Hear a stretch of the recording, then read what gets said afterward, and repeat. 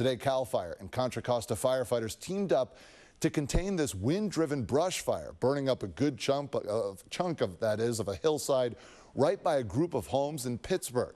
It's the fifth fire totaling more than 40 acres to have burned in the last 8 days in the larger Bay Area.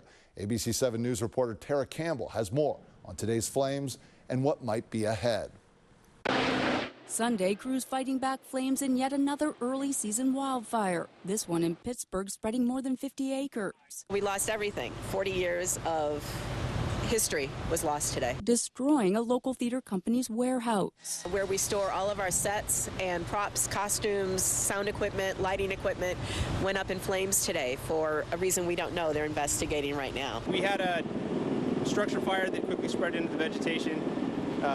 Crews had to pivot and change their tactics from a structure fire response into a wildland response. The Bay Area seeing a handful of grass fires over the past week, including the Crystal Fire near St. Helena spreading 60 acres, crews battling 100-degree heat. Had the heat wave last week. We got more heat ahead of us in the next couple of days. And so there is a potential for that the fuels across the landscape are going to be receptive to fire. Jason Clay is the spokesperson for CAL FIRE's Sonoma Lake Napa unit covering 6 counties. We've actually elevated our staffing levels a couple weeks early, so we have reached our peak staffing levels, and that's just based on the conditions and the activity that we've started to see recently. And CAL FIRE units throughout the state are following suit. You'll start to see that all across California, that we're amping up our staffing levels and we're having all of our resources ready to respond to fires. Meanwhile, in Santa Rosa, Monday marks the official start of the wildfire season. With just the conditions, with how dry things are,